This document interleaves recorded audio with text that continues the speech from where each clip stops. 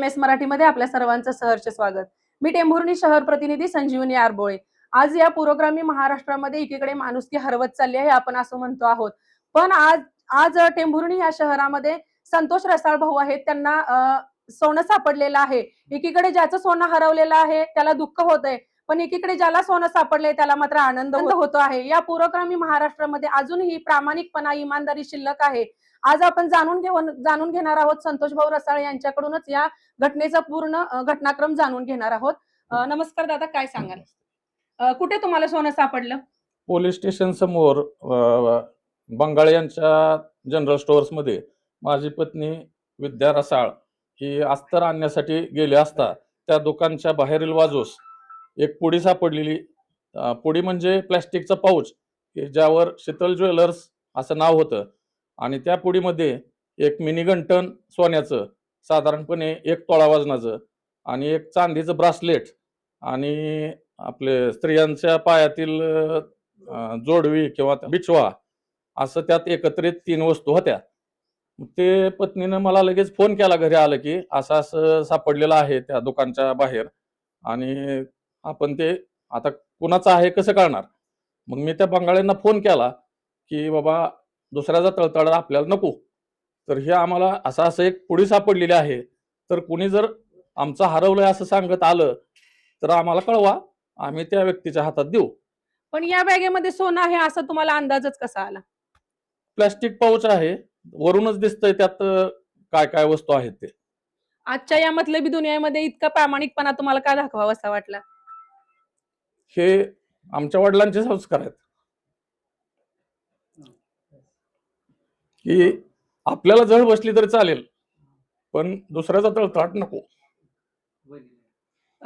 वहिनी, काय सांगाल की तुम्हाला कुठे सोनं सापडलं आणि याचा घटनाक्रम नेमका कसा आहे? त्या अस्तर आणायला गेलेले त्या दुकानात त्या बाहेर होतं, ती पुडी घेतली पाऊच. मी तिथं बघितलं आसपास, म्हणजे शोधाशोध चालू आहे का, तिथं काय नाही, सगळं शांत होतं.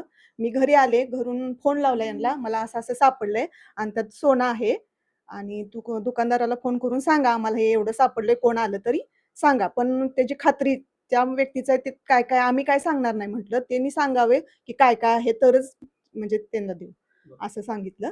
मग दुसऱ्या दिवशी सकाळी आला त्यांचा, नाही त्याच दिवशी संध्याकाळी फोन आला, असे कोणतरी येऊन गेलेत आणि तुम्ही ठीक आहे म्हटलं, आम्ही आमच्या घरी पाठवून द्या त्यांना, देऊ म्हटलं. तोपर्यंत म्हणजे 8 दिवस काय ह्यांचा पण निरोप आलाच नाही, तसंच होतं. मग आज काल रात्री त्यांनी सांगितलं की आम्ही म्हणजे आमचंच आहे आणि त्यांनी खात्री सांगितली कसं कसं आहे काय आहे, त्याची खूण सांगितली, बरोबर खूण ओळखल्यानंतर त्यांना म्हटलं या घरी, आम्ही देऊ.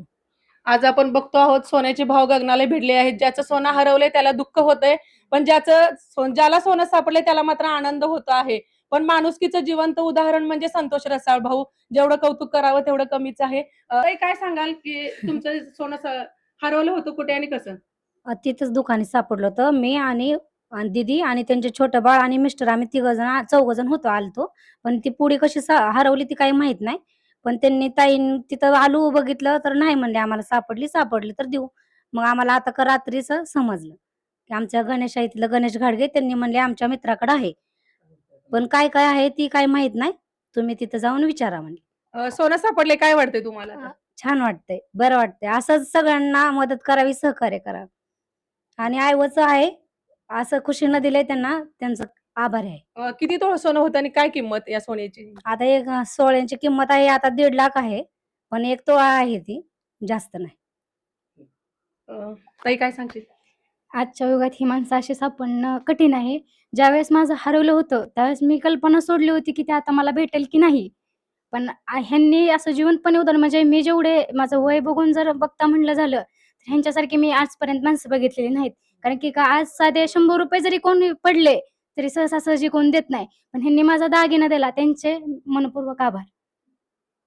संतोष रसाळ यांना जे सोनं सापडलेलं होतं ते प्रामाणिकपणे त्यांनी परत केलेलं आहे. काय वाटतं आणि आपली भूमिका काय असणार आणि लोकांना काय संदेश असेल? नमस्कार. या आजच्या युगामध्ये सोन्याचे भाव गगनाला भिडलेले आहेत आणि अशा अवस्थेमध्ये त्यांनी अशी वस्तू परत देणं म्हणजे खरं कौतुकास्पद आहे बरं का. इतकं इमानदारीपणा आता राहिलेलाच नाही आणि काही थोडाफार राहिलेला आहे, त्याच्यावर हे जग चाललेलं आहे. तरी आम्हाला काय लोकांना सांगणार मी की असं कधी कोणाला सापडलं वस्तू का सापडल्या त्यांनी इमानदारीने प्रतिकार कराव्यात. कारण त्याचं हरवलं दुःख फार असते, हरवणाऱ्याला फार दुःख असतं.